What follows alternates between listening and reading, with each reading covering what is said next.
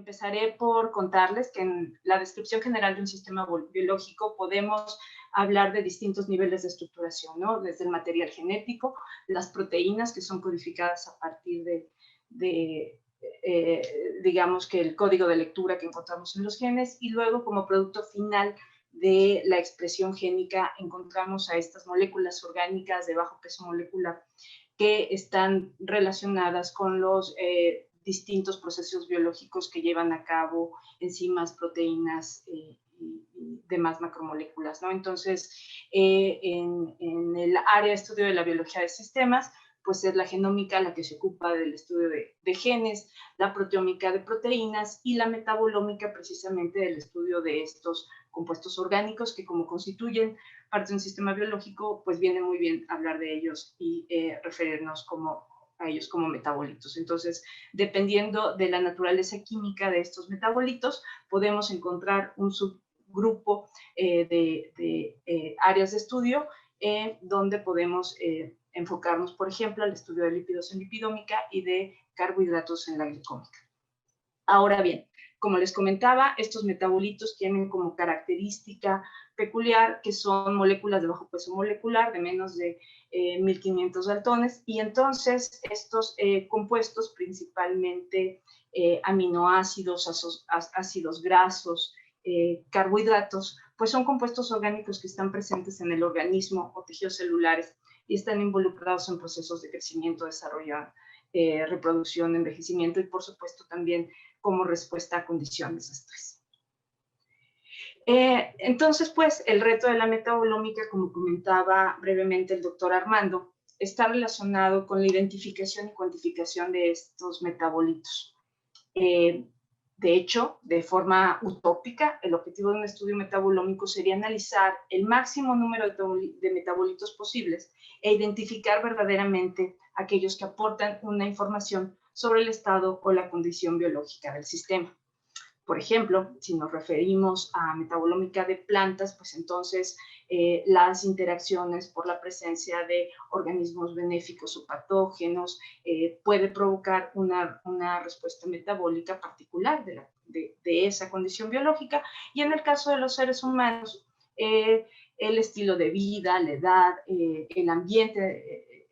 al que estamos expuestos, las distintas enfermedades, los fármacos, nuestro estilo de vida, nuestros hábitos alimenticios, pues definen esta huella metabólica que de alguna manera refleja todos estos procesos que se están dando de forma simultánea. A grosso modo, podemos decir que en el metaboloma humano, de acuerdo con datos de la base de datos del metaboloma humano, pues existen más de 42,000 metabolitos, ¿no?, que están presentes. Entonces, si hacemos una revisión en la literatura, buscamos en PubMed los distintos trabajos que se han publicado en el área de metabolómica, vamos a encontrar que en los últimos poco más de 20 años tenemos cerca de 45,000 artículos, pero si pensamos en qué herramientas analíticas o técnicas analíticas son estudiadas para realizar el estudio metabolómico, bueno, pues tendremos que la metabolómica de cromatografía de gases y líquidos, la resonancia magnética nuclear y la espectrometría de masas, pues son las, digamos que las fuentes primarias, ¿no?, de información metabolómica. Y como ven, pues el mayor número de resultados en PubMed están relacionados con espectrometría de masa. Sin embargo, la RMN pues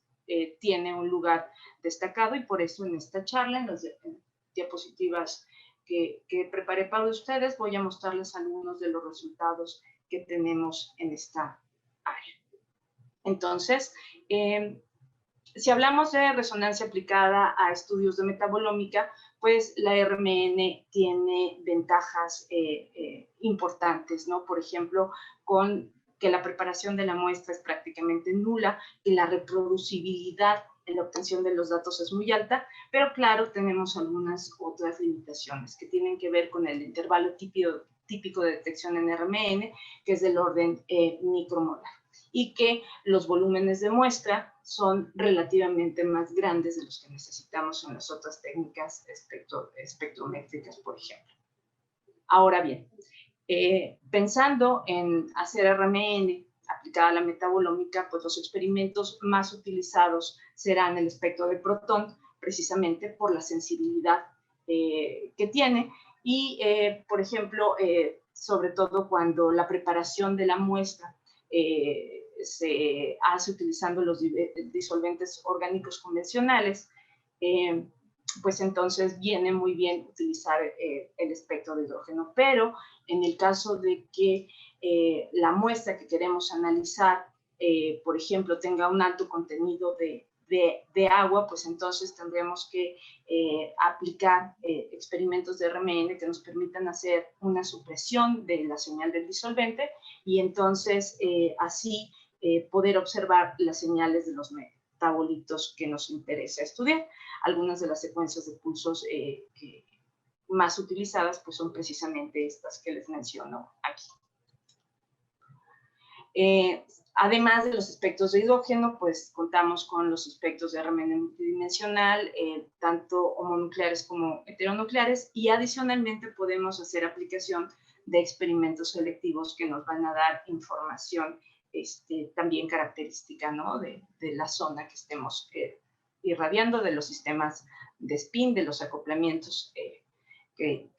se presenten en las distintas moléculas, ¿no? Entonces, en este contexto,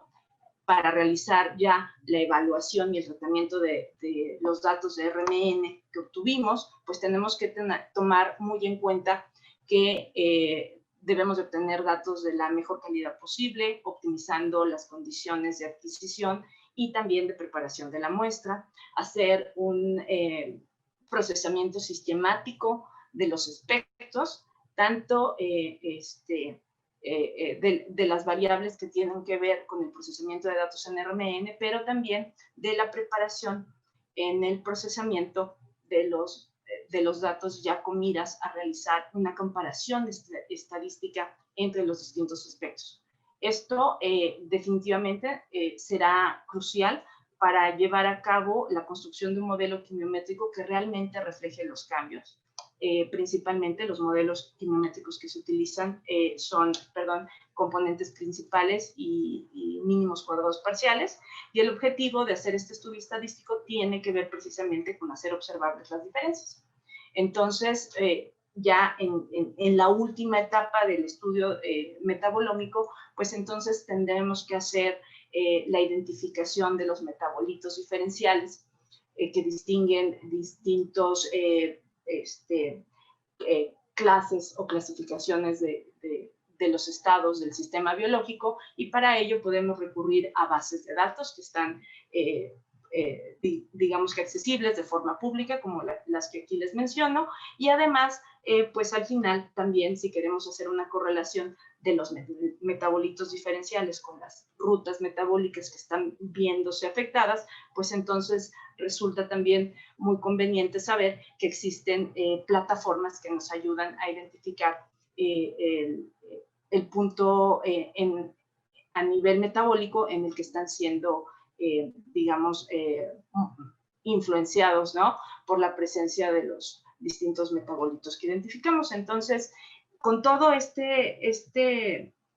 conocimiento de fondo, les quiero platicar sobre los estudios de metabolómica que hemos estado haciendo en el grupo de investigación al cual me integré hace 5 años, que es liderado por la doctora Noemí Waxman en el Departamento de Química de la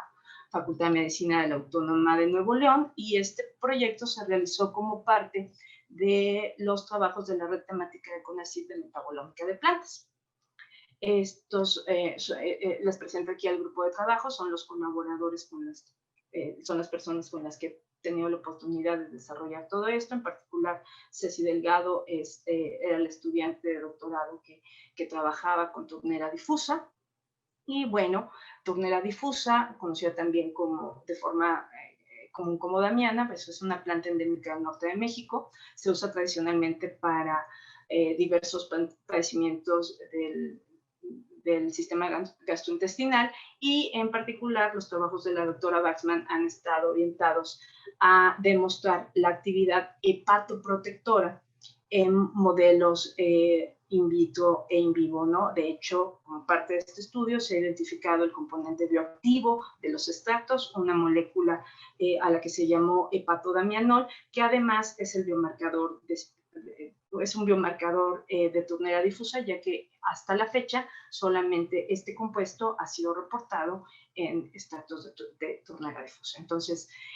con la mira de poder llevar a cabo el registro sanitario de los extractos como medicamentos herbolarios, pues tenemos puesta, digamos que en la mira las especificaciones requeridas por la COFEPRIS, que en particular menciona que es necesario demostrar la identidad y pureza de los componentes de acuerdo a lo que se establezca en las farmacopeas especiales o en fuentes de información científica internacional, y entonces aquí es donde tenemos un área de oportunidad, ¿no? Generar esta información. Entonces, con esto en mente, pues se obtuvieron extractos de turnera difusa a partir de las distintas colectas hechas en lugares de Nuevo León, y a continuación les muestro los aspectos de RMN de hepatodamianol purificado. Esta es la estructura molecular, como ven es un flavonoide diglicosylado con un motivo de rhamnosa y un motivo ulósido. El espectro de hepatodamianol tiene señales características. Por ejemplo, destaca la presencia de los grupos metilo, de los distintos hidrógenos aromáticos, y sin embargo, cuando registramos el espectro de turnera difusa, es difícil identificar las señales de hepatodamianol, si acaso, las que podían ser potencialmente distinguibles en función del desplazamiento químico característico, podrían ser los metilos 6' y 6', y en particular el 6' porque el desplazamiento químico está en una zona, en donde aparece esta señal, está en una zona de poco traslado. Entonces, sin embargo, pues necesitamos obtener evidencia de que realmente está este compuesto en los extractos, y una forma de hacerlo fue a partir de la aplicación de experimentos selectivos basados en la secuencia 1 de Toxi. Al hacer la irradiación selectiva, vemos cómo el espectro de hepatodamianol utilizando la secuencia 1 de Toxi selectivo, irradiando la señal del metilo 6' nos da el sistema de spin característico de esta parte de la molécula, y cuando hacemos la irradiación en la muestra del extracto de turnera difusa, en la frecuencia de resonancia del metilo 6', vemos exactamente el mismo sistema de spin, ¿no? Entonces, con esto demostramos que el extracto de turnera difusa efectivamente contiene hepatodamianol, pero como este motivo de glucosilación irradiado es una rhamnosa, podría dar pie a la suspicacia de decir, bueno, esta unidad de glucosilación es muy frecuente y podría no ser inequívoca para el hepatodamianol. Sin embargo, el otro grupo de glucosilación es un motivo ulósido que tiene la característica de poseer un grupo carbonilo en esta región, y esta, digamos que modificación es poco frecuente. Entonces, al hacer la irradiación igual con el Toxi selectivo en la frecuencia de resonancia del grupo metilo 6', pues entonces tenemos el sistema de spin de esta parte de la molécula cortado precisamente porque el grupo carbonilo impide la transferencia de magnetización, pero pues podemos distinguir perfectamente las señales, ¿no? de los dos hidrógenos adyacentes al grupo metilo, y verificamos la presencia de las señales en el extracto de turnera difusa. Entonces, una vez obtenidos los espectros selectivos, pues es muy fácil hacer la asignación de señales, y pues la segunda parte de este estudio consistía en establecer el perfil espectroscópico de los extractos de turnera difusa. Para ello utilizamos el equipo Bruker de 400 MHz y construimos a partir de estos datos el modelo quimiométrico, con una variancia explicada mayor al 95%, en la que esperamos, ¿no?, que todos aquellos extractos derivados de turnera difusa aparezcan en este intervalo de confianza. Entonces, una vez construido el modelo, lo que decidimos hacer fue ponerlo a prueba. Para ello hicimos una identificación de las señales de resonancia de productos herbolarios que dicen contener damiana y en consecuencia deben de tener hepatodamianol. Registramos los espectros, obtuvimos los espectros de toxiselectivo adicionalmente, y vemos cómo en algunas de las muestras comerciales, aquí numeradas del 17 al 20, en algunas de ellas vemos claramente las señales características de los sistemas de spin de la hepatodamianol, pero en otras no. Entonces, cuando verificamos las señales de las muestras que no contienen hepatodamianol en el modelo estadístico construido a partir del análisis de componentes principales, pues vemos claramente que quedan fuera de las regiones, y entonces de esta manera demostramos que ahora contamos con un método, digamos que de identificación de productos herbolarios a base de turnera difusa. Si ustedes quieren saber más detalles de este trabajo, lo pueden revisar aquí en esta referencia. Ahora, por otra parte, también hemos estado trabajando con estudios de metabolómica de la enfermedad renal, en particular en un modelo animal, en ratas. Para esta investigación, el grupo de trabajo está liderado por la doctora Paula Cordero. La estudiante que lo llevó a cabo fue Marlene Perales. Y en este modelo de daño renal, el daño se indujo con una administración sistemática de ácido fólico. El modelo constituye 4 grupos, un grupo control y 3 de daño progresivo, clasificados como leve, moderado y severo. Fisiológicamente se caracterizaron las etapas de daño, y desde el punto de vista de biomarcadores de daño renal también fue caracterizado con distintas moléculas distintivas de daño renal. Y si ustedes quieren echar un vistazo a esta referencia, podrán encontrar más información al respecto. Registramos los aspectos de RMN de orina para hacer precisamente un estudio metabolómico de orina, y realizamos la identificación de los distintos metabolitos en los espectros de los diferentes grupos, y fue posible construir entonces el modelo de componentes principales con una varianza explicada cercana al 75%, donde claramente vemos regiones de ubicación para los distintos grupos de estudio, tanto en la componente 1 y 2 y en la componente 1 y 3. Los gráficos de cargas de este modelo quimiométrico nos permiten identificar a los metabolitos diferenciales en cada etapa, y posteriormente, al retar al modelo, al probarlo con un nuevo set de muestras, confirmamos que animales que fueron llevados a distintos niveles de daño leve y moderado, pues precisamente los espectros de RMN nos llevan a información que los ubica en el grupo esperado. Entonces, con esto pues tuvimos evidencia suficiente para confirmar que habíamos desarrollado un método que nos permitía identificar y clasificar los distintos niveles de daño renal en este modelo animal, ¿no? Identificar las rutas metabólicas alteradas, y finalmente, bueno, esto fue el trabajo de tesis de Marlene. Hasta aquí llegó el material que quedó publicado en esta referencia. Y posteriormente, pues dado que teníamos los sueros, hicimos el estudio metabólico y otra vez vemos la clasificación de los distintos grupos. Entonces, esta información ha sido hasta ahora consistente, de tal suerte que pues nos da pie a plantear proyectos de envergadura ahora mayor. Tenemos un proyecto para hacer el estudio metabolómico de la enfermedad renal crónica, pero ahora con pacientes diabéticos. la diabetes es un problema de salud pública importante. Este proyecto pues, fue aprobado con financiamiento en una convocatoria de atención a problemas nacionales del CONACYT y se realiza con un protocolo de investigación aprobado por el Comité de Ética del Hospital Universitario de la Universidad Autónoma de Nuevo León. Y esto son lo que les voy a compartir ahorita, son resultados de las últimas semanas. Tenemos ya registrados los datos de los aspectos de suero,